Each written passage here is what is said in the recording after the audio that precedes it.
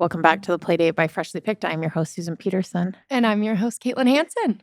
Kit, how are you? So good. How's your weekend? You know what? It's been good. I was very productive. What'd you this get done? weekend. Oh, I vacuumed out and shampooed the carpets of my car. What? You do that yourself? Yeah. Well, my kid decided to take a Chobani's drinkable yogurt Yeah. and spilt it all over the back seat and didn't tell me. Right. So And it I'm like, started to I smell. gotta get this out now.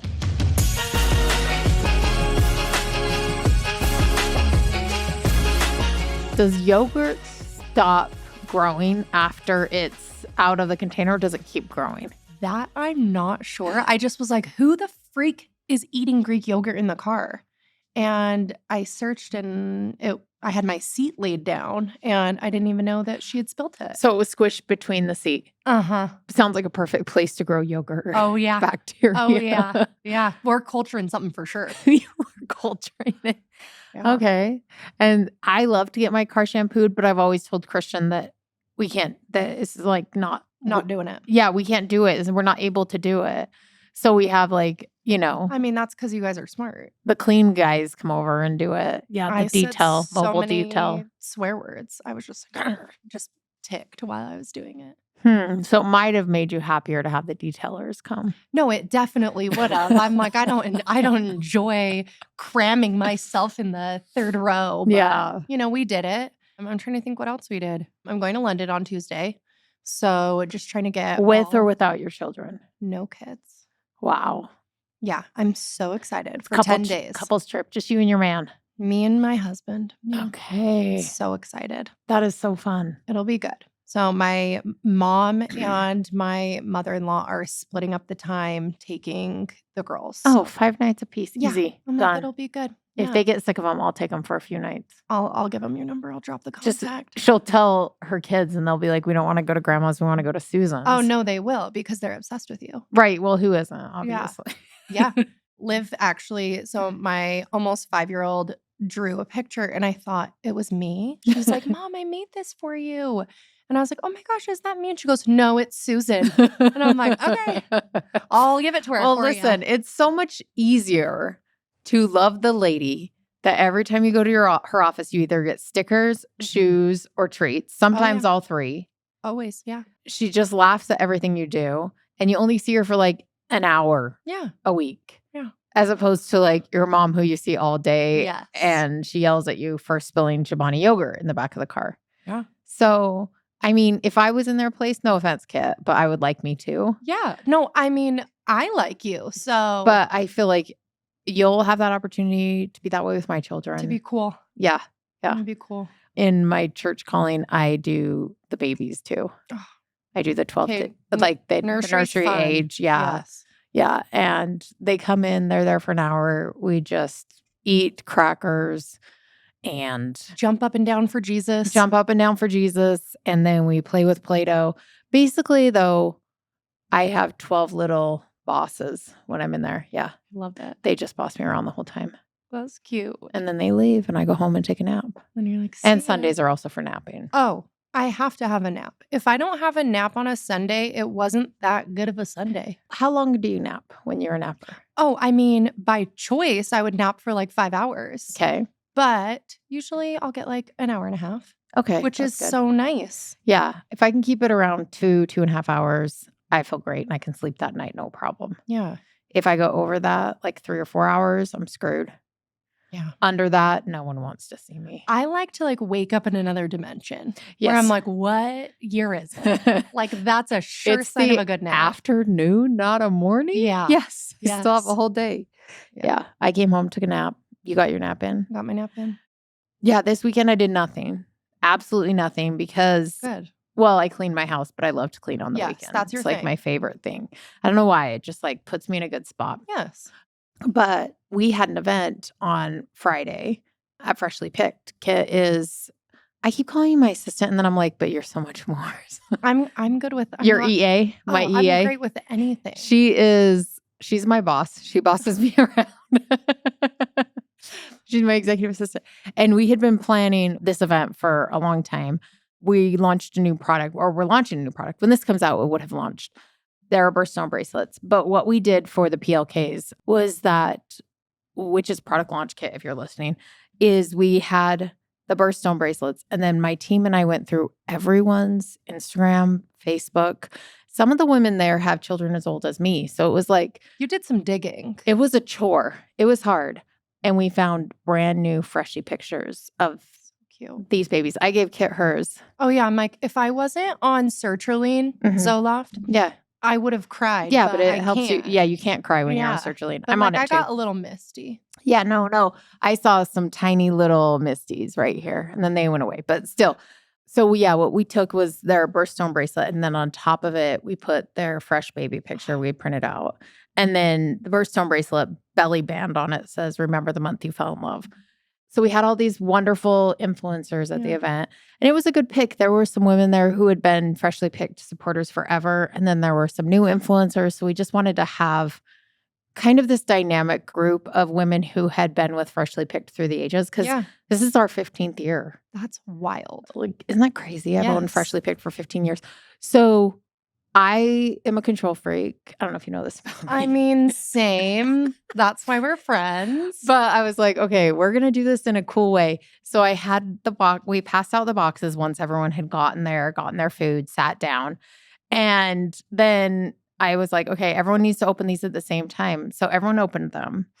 And before, I would say everyone was having a good time before Yeah. they opened their boxes. It Chatting. was chatting. Yeah.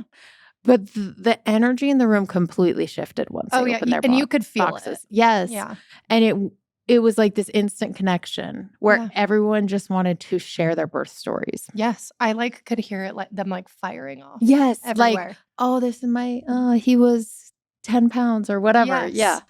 So I just wanted to talk to you today on this lovely morning, like the importance of sharing birth stories. Yeah. Because we've been sharing birth stories here on the Playdate and we've Yeah. gotten a ton of good feedback. People are loving them.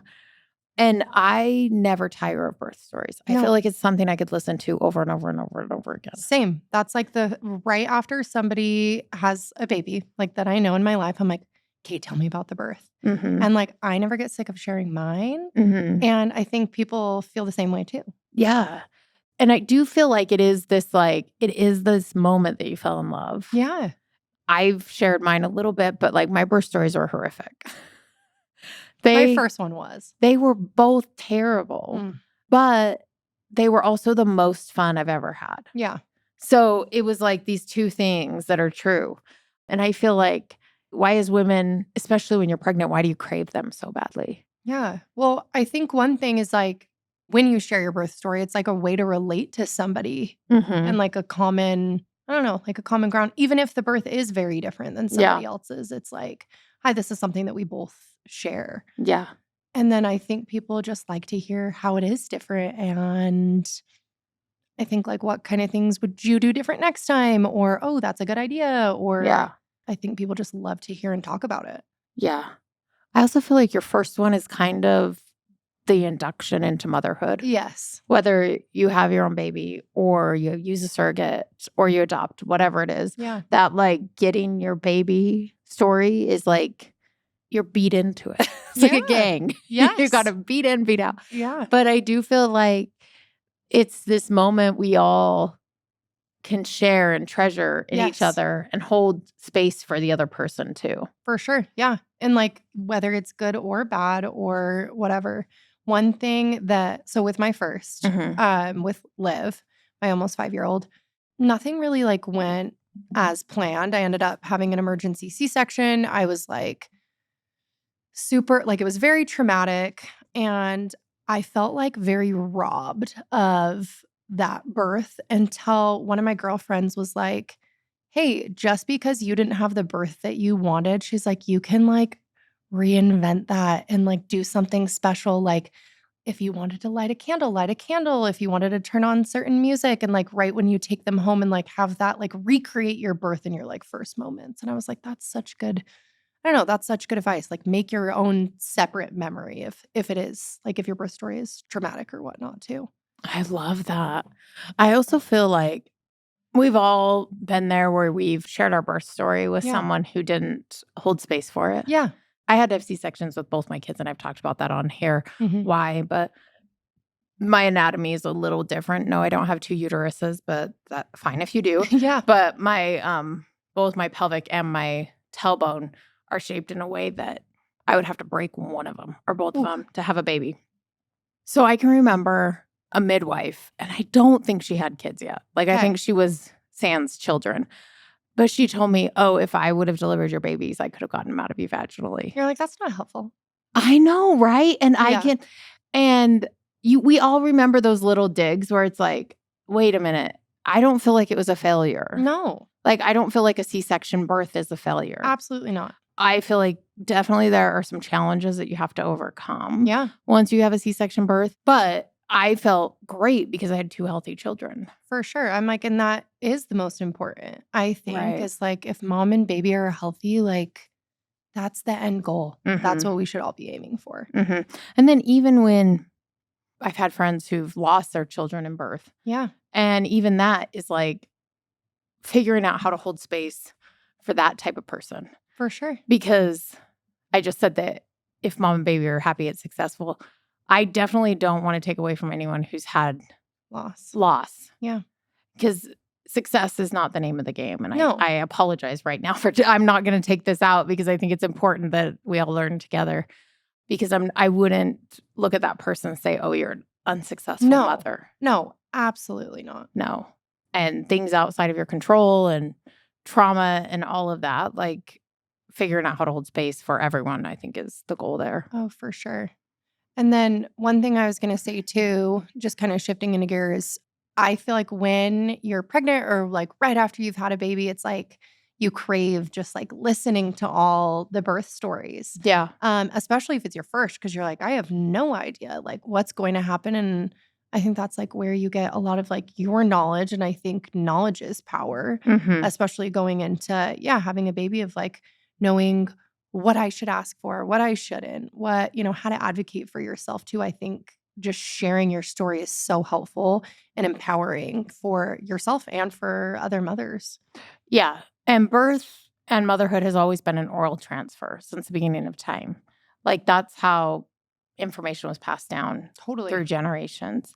And now I feel like with the internet, there's so much you can find. There's it's almost like information overload. And you can learn anything, but you can't learn everything. Right.